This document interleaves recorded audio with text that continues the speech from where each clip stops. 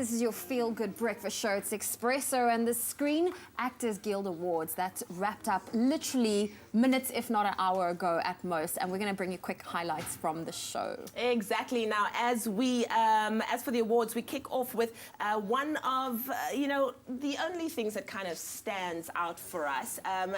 Kristen Bell, of course, opening up the show, and we've got a little sneak peek as to what all of that looked like. You know, I was really nervous about taking on this gig.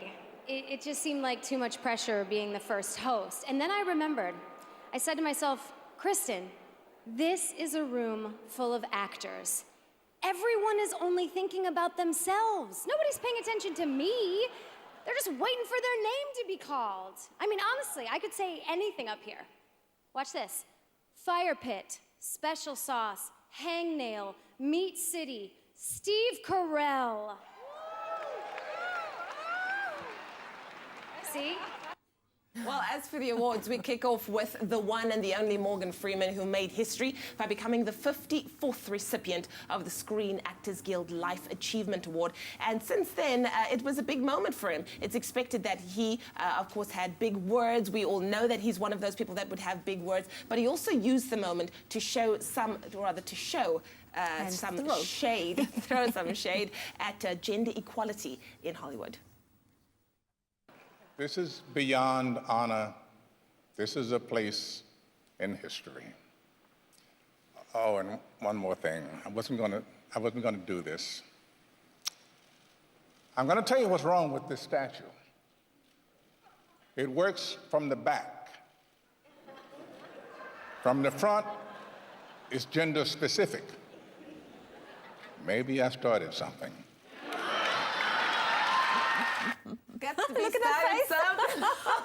Morgan, well, he can. Yes. If you win the Lifetime Achievement Award, you can start anything you want to. You can, and what a huge honor for him. Congratulations. Well, moving on to the big screens, outstanding performance by a cast went to the box office film 3 Billboards Outside Ebbing, Missouri, which won big at the Golden Globes and the Critics' Choice Awards as well. And then as for the individual awards, outstanding performance by a male and female in a leading role, that went to Gary Oldman and Frances McDormand, respectively, while Sam Rockwell and Allison Janney, they took home the Outstanding Supporting Actors Award. Exactly. And then, of course, last but not least, we've got to chat about what happened in the world of the small screen. Nicole Kidman got her very first SAG, taking home the Outstanding Performance for a female actor in a limited series. Of course, that is for Big Little Lies, making 2018 a great one for her, since she's already scooped a Golden Globe as well. And then also adding to his Golden Globe success was Sterling K. Brown, who took home Best Male Actor in a Drama Series. And like the Globes, his acceptance speech was nothing short of eloquent. What a blessing it is to do what you love for a living. What an honor it is to be recognized by your peers for a job well done. This room is a source of endless inspiration for me. I love all of y'all. I love all of y'all. I'm loving him at the moment. He's amazing. He's absolutely amazing. And then, of course, we've got Best Comedy Show. It certainly surprised everyone as Veep once again took home the honors, beating out the cast. Fan favorite shows like Blackish and Orange is the New Black for the title of Outstanding Cast in a Comedy. And as for dramas, Best Ensemble in a Drama went to This Is Us. Zoe, you love that show, yes. Hey?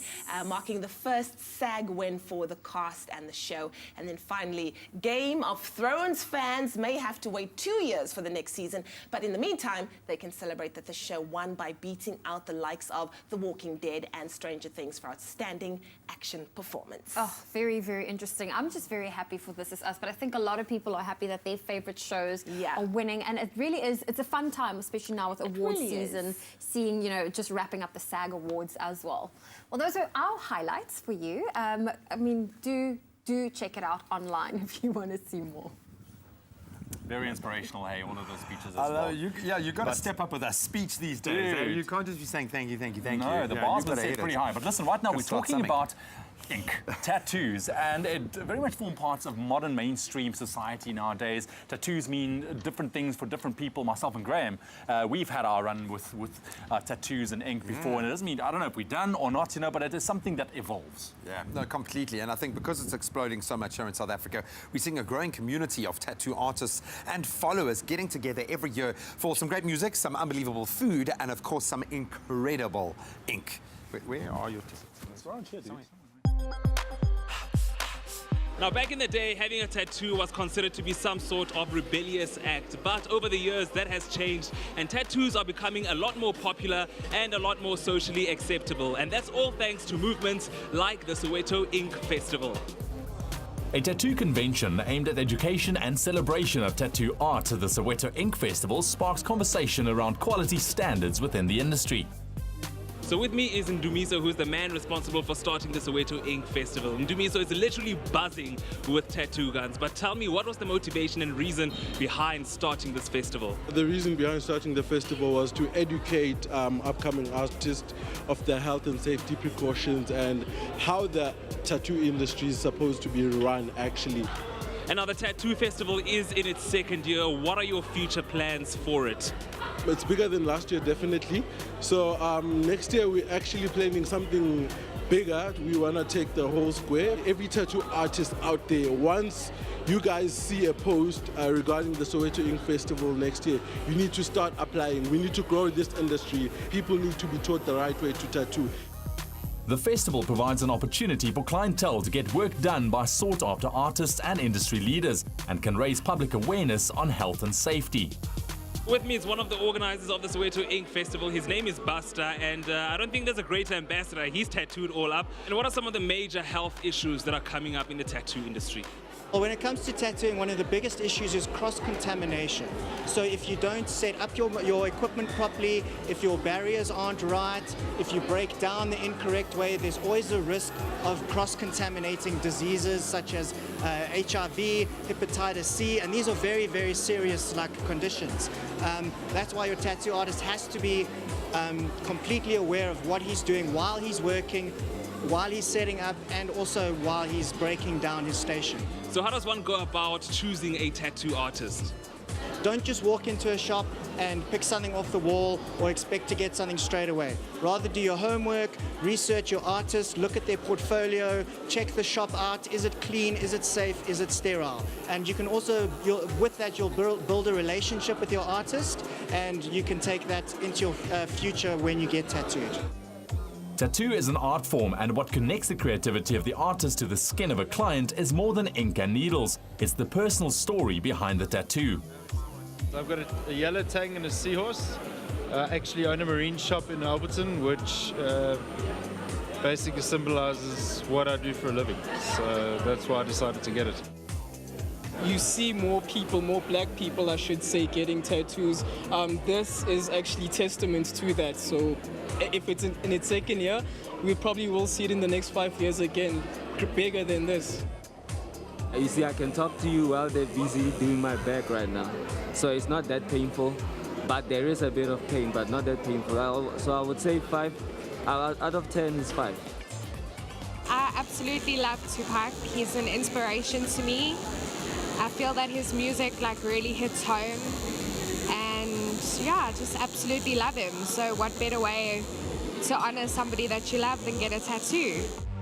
Of course, not everyone ends up with a piece of ink they love. Also at the festival, clients could have their unwanted tattoos removed with the latest laser technology. Now, getting a tattoo is serious business, and you've got to be absolutely sure about what you want to get. Otherwise, a few years down the line, you might find yourself in a situation like this guy where you're getting your tattoo removed. So tell me, why are you getting a tattoo removed? What happened? This is what I did not want, right? So the problem was, I thought maybe because the guy was actually cheaper, and then the tattoo might be the best. And I went to the guy only to find out actually that it's just a complete nonsense, you know what I mean? So now I actually want to just get the whole thing removed. People get tattoos for emotional reasons a lot, and when those emotions have healed, they come to have them taken off. But we also have clients that come for tattoo removal purely because they want to cover it up. They want to make something else, something different, something better of it. And then the third reason is because there are some bad ink out there. Through this full and educational exploration of the tattoo industry, the art form can be elevated to new heights and create safer, more beautiful tattoo art in South Africa. Now, as you've heard and seen for yourself, getting a tattoo requires you to be very careful, as there are a lot of health risks involved. Think before you ink, and most importantly, do a lot of research on your tattoo artist.